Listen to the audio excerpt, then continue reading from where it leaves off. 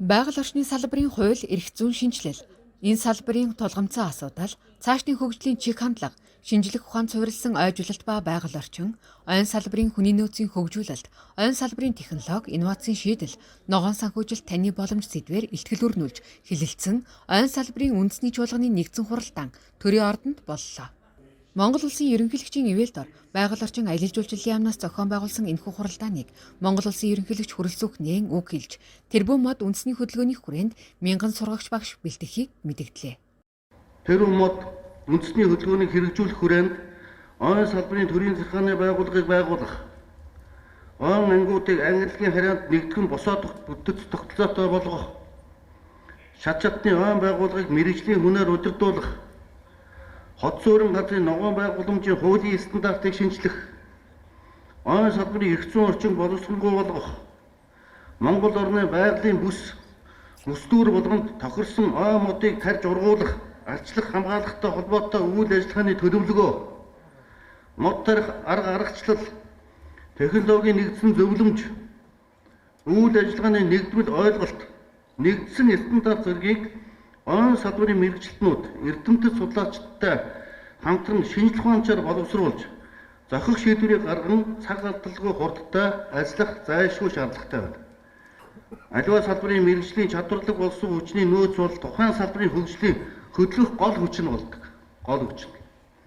Иймд тэрбум мод үндэсний хөдөлгөөнийг амжилттай хэрэгжүүлэхийн тулд ойн салбарын мэргэжилтэд болсон хүчин бэлтгэх, давтан сургах, дадлагжуулах тогтолцоог боловсронгүй болгох, мод тарж ургуулж буй олон улсын тэргүүн техник, технологи, арга аргачлалыг судлан нэвтрүүлэх, нутагшуулах, хашаандаа мод тарж буй иргэдэгч мэдлэг боловсрол, мэдээлэлтэй болгох, шат чадны сургалтуудыг хийж хөгжүүлэх зайлшгүй шаардлагатай. Тэрбум мод үндэсний хөдөлгөөн хэрэгжснээр бид дэлхийд ховорт тооцогдох эмийн ургамал, ан амьтан, биологийн төрөл зүйлээ хамгаалж, үржүүлж, олон сая малынхаа тэжээлийг бэлдэж, хүн амынхаа хүнсний хэрэгцээг хангаж, импортоор авдаг жимсхэн хүнсний ногооныхоо тодорхой хувийг эх орондоо ургуулж, олон мянган хүнийг ажлын байраар хангах нийгмийн эдийн засгийн үр өгөөж байх бий болно гэж үзэж байна.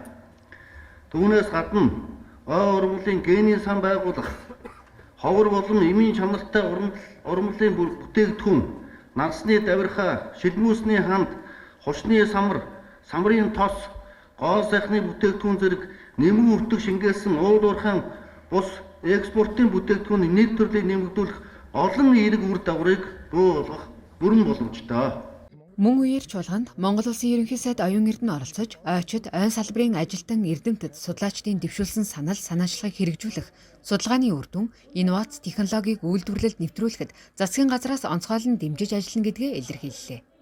Миний бие уур амьсгалын өөрчлөлт, цөлжилтийг бууруулах үндэсний хорооны даргын хувьд тэрбум мод үндэсний хөдөлгөөнийг ажил хэрэг болгох, алсын хараа хольд Монгол улсын урт хугацааны хөгжлийн бодлогын ногоон хөгжлийн зорилтуудыг бүрэн ханган хэрэгжүүлж, их дэлхийнхээ насыг уртасгах, хүн төрөлхтний их хүсэд бодит хувь нэмэр оруулахын төлөө өөрөөс шалтгааллах бүхий л зүйлийг хийх болно гэдэг засгийн газрын тэргүүний хувьд өнөөдөр илэрхийлэхийг хүсэж байна.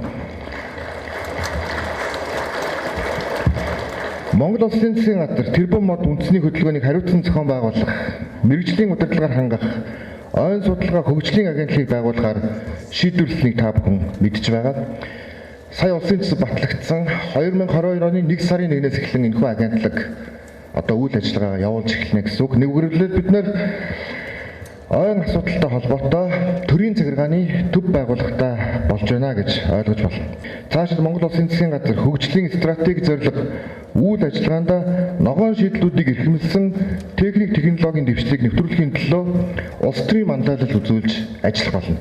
Энэ донд ногоон эрчим хүч, Улаанбаатар хотын одоо хог боловсруулах үйлдвэрээс ахуулаад эдийн засгийн бүх салбарыг инновац хийж ногоон хөгжилд ээлтэй дэлхийн цаг урт ээлтэй байх ийм чиглэл рүү Монгол улсын засгийн газар нэвтрүүлэх зорилтыг дэвшүүлнэ.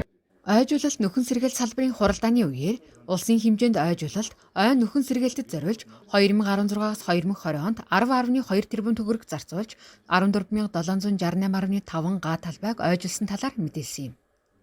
Ойн салбарын үндэсний чуулганд улсын хурал засгийн газрын гишүүд, аймаг, нийслэлийн засаг дарга нар болон ойн салбарын эрдэмтэн судлаачид орон нутгийн ойн ангиудын төлөөлөл зэрэг 800 орчим хүн оролцлоо. Чуулганд улсын хурлын дарга занданчид илгээлт ирүүлсэнийг улсын хурлын дэд дарга аюур сайхан уламжилсан байна.